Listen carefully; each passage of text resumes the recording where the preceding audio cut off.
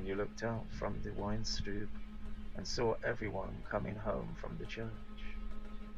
That was where they walked up the slay-smooth urine-yellowed road, along the river with the street, steep pine hills, skis heavy on the shoulder, and where they ran that great run down the glacier above the Madlener House. The snow was smooth to see as cake frosting and as light as powder, and he remembered the noiseless rush the speed made as you dropped down like a bird. And the snow lanterns a week in the Madlener stakes were higher all the time, and the blizzard as her lent lost playing calm. Finally he lost it all, everything.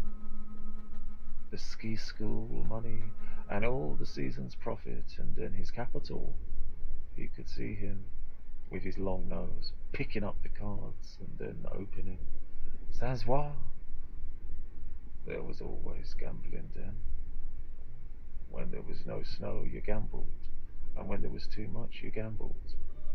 He thought of all the time in his life he had spent gambling, losing, but he had never written a line of that, nor of that cold, bright Christmas, with the mountains showing across the plain that Barker had flown across the lines to bomb the Austrian officers' leave train, machine gunning them as they scattered and ran.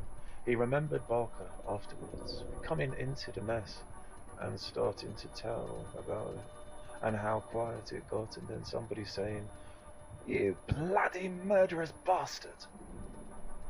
Those were the same Austrians they killed then, that he skied with later. No, not the same.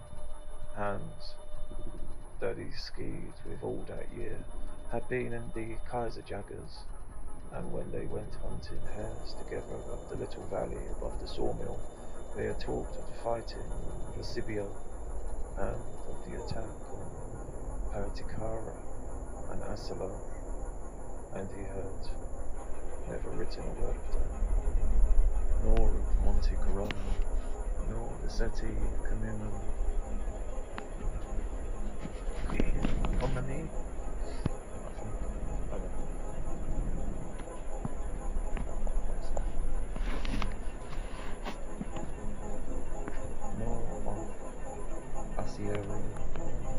How many winters have you lived? Or rather, and the older it was full, then he remembered the man who had the fox to sell when they had walked into Blunders, that time to buy presents with cherry good taste, with cash. The fast slipping rush ran by the snow house singing, "Ho, ho, and Rolly," said Rolly. She ran down the last stretch to the steep drop, taking it straight, then running the orchard 3 times, out across the ditch, and onto the icy road behind the inn, knocking binding his loose, kicking the skis free, and leaning them up against the wooden wall of the inn, the lamplight coming from the window, where inside, in the smoky new wine smelling way, they were playing the accordion. "Where did we stay in Paris?" he asked the woman who was sitting by him in a canvas chair in Africa. "At the Trillium. You know that." "Why do I know that?" "That's where we always stayed." "No, not always." "There, and at the Pavilion Henri Quarter in Saint-Germain. You said you loved it there." "Yeah, love is a downhill," said Harry, and I thought it gets a little too frail. "If you have to go away," she said, Is it absolutely necessary to kill off everything you leave behind?